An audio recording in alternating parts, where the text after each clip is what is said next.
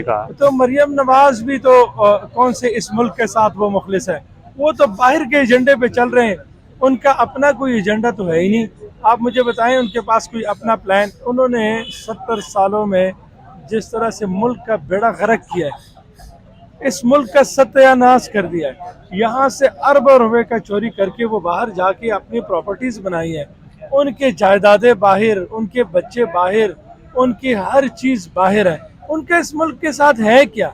उनका तो यहाँ पर कुछ है ही नहीं।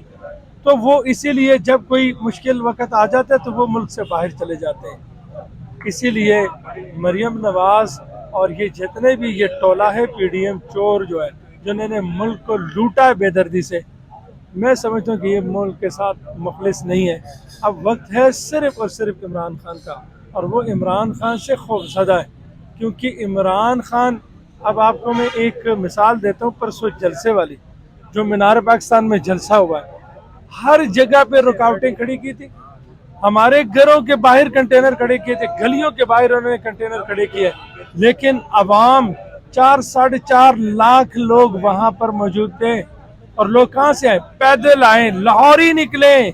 लाहौर पहली दफा मैं कहता हूँ गलियों से, मोहल्लों से, फैमिलीज, बच्चे सब निकले अपने मुल्क की खातिर। मैं समझता हूँ ये इमरान खान के लिए नहीं, मुल्क के लिए निकले, क्योंकि उन्हें अपना मुस्तकबिल सिर्फ इमरान खान की शक्ल में नजर आ रहा है। और मेरा आखिरी सवाल, महंगाई के खिलाफ आप क्या कहना चाहते हैं? खान साहब के आने से महंगाई कंट्रोल हो जाएगी? इंशाल्लाह।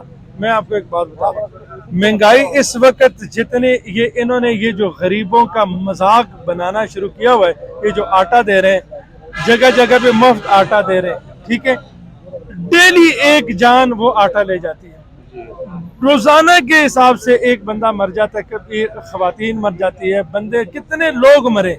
मैं समझता हूँ कि ये लोगों के साथ मजाक किया जा रहा है। वो आटा जो खाने का काबिल भी नहीं है, और लोगों को ये ड्रामा बना के रखा हुआ है कि लोगों को मुफ्त आटा दे रहे हैं। ये अगर लोगों को मुफ्त आटा ना दे, चीजें सस्ती करे ना। रमजान शरीफ में आप देखे फलों का रेट देखे किस कदर जो है ना, वो 400-450 रुपए एक दर्जन केला। और मैं आपको कहता हूँ कि आपने कहा कि इमरान खान के आने के, इमरान खान वो शख्सियत है कि वो जब एक आवाज देंगे ना, एक आवाज, इंशाअल्लाह अज़ीज आप देखेंगे कि इस मुल्क में कितने डॉलर आते हैं, और इस मुल्क में महंगाई ऐसे नीचे आएगी, और इंशाअल्लाह आएगी। वो इस वक्त गरीबों के लिए कर रहे हैं, और इससे पहले उन्होंने देखो उनके दौर में, हमारे दौर में, जब गरीबों के लंगर खाने कितने इज्जत तरीके से वहाँ लोग रोटी खाते थे।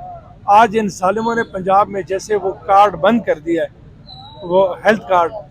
अब देखे कि यहाँ पर एक आदमी हॉस्पिटल जाता था, उन्हें ये फिक्र नहीं होती थी, उनके जेब में 10 लाख रुपए का कार्ड मौजूद था, वो बिला झिझक हॉस्पिटल जाते थे, ऑपरेशन होता था, उन्हें पैसे घर जाने के लिए किराया भी मिल जाता था। इन जालिमों ने आके वो गरीबों का हेल्थ कार्ड भी ख़त्म कर दिया।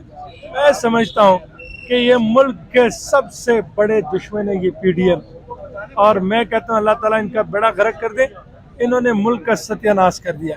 ये जितनी भी चोर जमातें इकट्ठी हुई है ना, आज मौलाना को मैं हैरान हूँ कि 10 मन उसका वजन हो चुका हुआ, लेकिन उससे महंगाई नहीं नजर आती।